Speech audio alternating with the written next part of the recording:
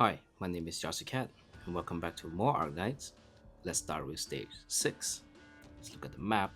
There's 2 red box, 1 blue box, and this time the game is introducing a new gimmick, and that is the roadblock.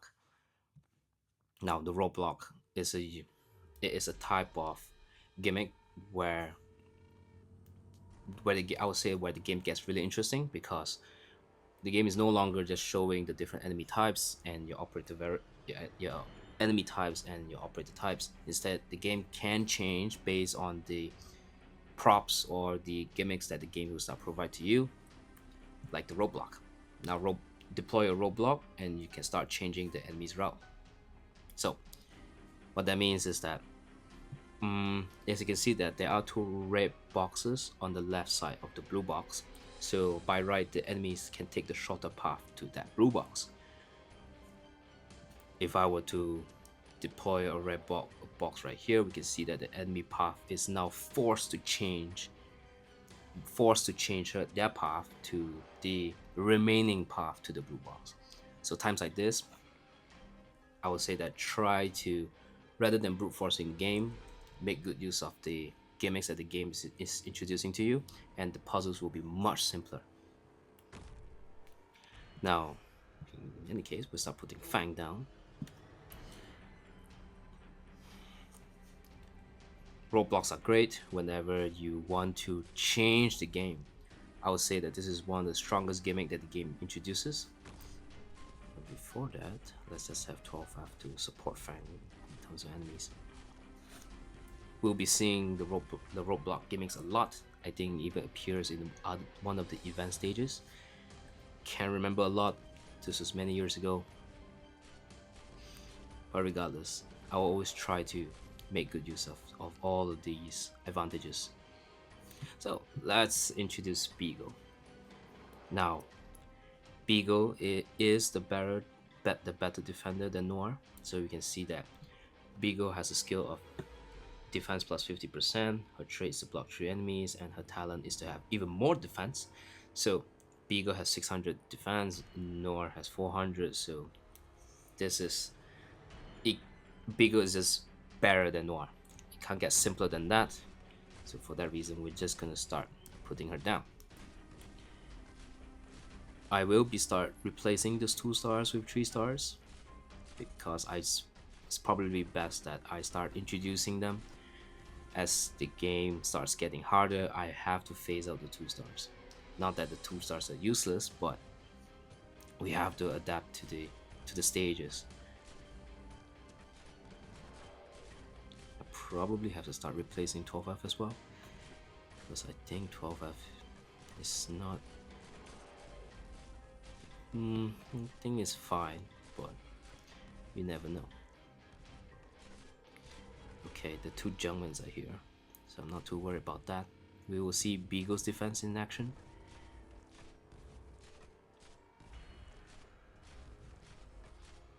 The stages gets really easy now that I put down the roadblock. That's just how it is. What happens when you actually utilizes the advantages that the game gives you. So let's just activate her defense. We'll see how much defense. 900 defense. The Jungman barely made it down to Beagle's health. Mission accomplished. That's just how strong Beagle is. Okay, the game got a lot more easier. Now let's move on to stage 7. 1 blue box, 3 red box, and there is a new gimmick in the middle, and that is the stun generator. Pay a cost to activate it, damaging and stunning nearby enemies. Okay, as I mentioned, I do want to take out 12F, so I'm going to take out Plume first and bring Lava. So Lava is the better AoE caster to 12F. Before that, let me start introducing let's put Fang down first and block the path. So the stun generator, consume then DP to immediately deal damage to all nearby enemies and stun the target's hit for 7 seconds. So this is just a 3000 damage and stun. We'll see where this comes in handy. In the meantime, I'll start explaining Lava. Now, Lava is an AoE caster. Her skill is to increase attack speed by 50%. Her trait is a splash caster, and her talent is to quick skill usage. Immediately obtain 35 skill points after deployment. We'll see about that. Okay, so we're ready to use it. So let's just see what Lava can do. We'll put her down here. And Lava immediately has 35 skill points out of 40. So within 5 seconds, we can start using Lava skill immediately. Now, I have to admit, this is probably not the most impressive talent, but not all characters are built equally, I would say. There will be times where Lava is useful, sometimes she's not. Regardless, Lava has a much higher attack than 12F, so from 600 to 500, that is an increase. And at least there's a skill to attack to increase more attack speed. Attack speed is kind of vague, depending on situation. It may not seem like very useful, but you have to see that if you have more attack speed, that means you're able to produce more damage output within a set period of time. So it's important to know that it's just because it's not an increase in the damage output does not mean it's useless.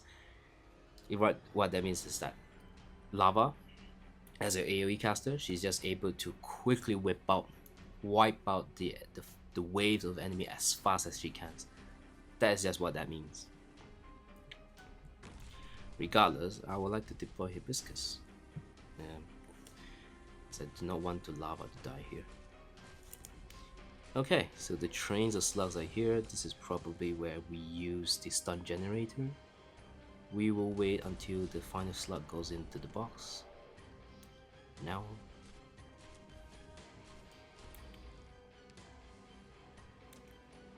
Also, did you know Lava and Hibiscus are sisters? Just a tiny lore drop. Okay, there are two junkmen. Well, I probably want to clear them as fast as possible. So this is where Lava comes in handy.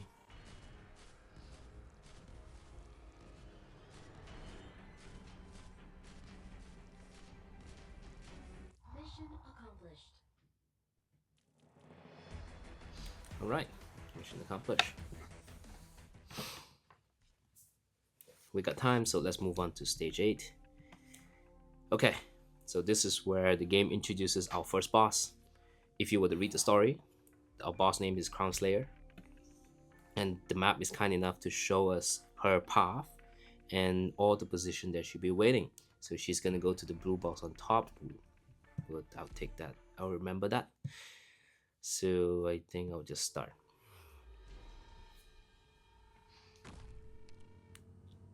Okay, so we have Fang on top, and then we will have Vanilla at the bottom. I am putting Vanilla here because I know that the boss will be waiting in that position if she gets there. Let's activate the skill. Let's have Lava help Fang.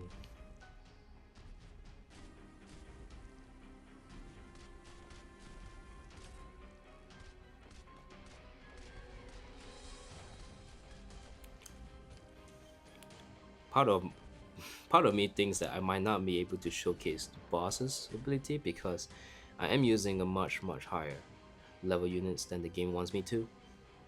And in any case, Crown Slayer, a reunion squad leader who specializes in assassination and infiltration, she is able to bypass operators that try to block her. Okay, so I will probably want to showcase her skill. So let's have an operator block her. The drones are here, so let's have crews take them down. Now there'll be a chance to use this skill. I'll put her here so that we can see the skill in action. So if you can see that she's gonna slowly approach Yato and teleport straight behind Yato. So That is her ability. Eh, it is scary if imagine, but she can just teleport straight to the blue box. We'll have to see. We'll have to see what happens there. I'm pretty sure she won't, but it is a bit worrisome how her skill works. Okay, let's see. Uh, I don't think she'll just teleport behind the blue box, right? And sure, she will teleport. She will. Oh, okay, all right. Uh, that was worried. That had me worried a little bit. So let's have her. So, Crown Slayer will be approaching Vanilla soon, so that means I want to activate her skill now, so that we can clear off the two soldiers as incoming.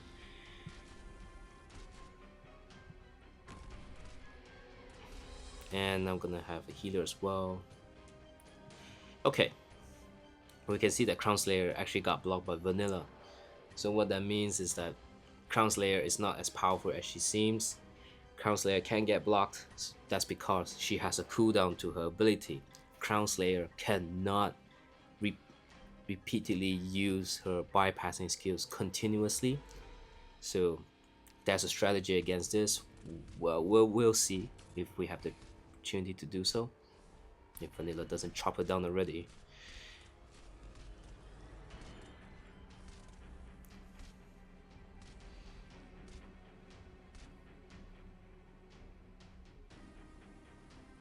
Okay, so Crown Slayer is near that.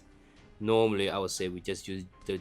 I'm pretty sure if I use a stun generator on Crown Slayer, she just dies. So, for this sake, I would not use the stun generator. I will start. I will show you strategy instead.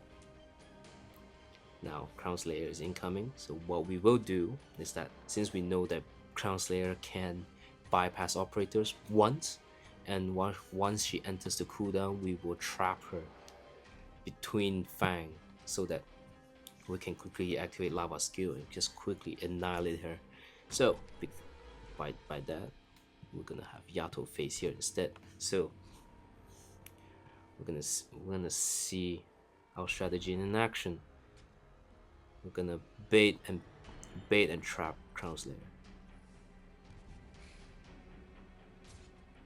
So as Crown Slayer teleports, and now she gets stuck between the three operators, and just like that, she has no way out. So this is game over for her. There you go. All right, mission accomplished. I'm sure if I wasn't overpowered for this stage, we might be having slightly difficulty, but I'm pretty sure I'm pretty sure everyone won't be having so much trouble with Crown Slayer. So in any case, a win is a win, and I'm gonna call it for today. So I'll see you guys in the next stage. Bye bye.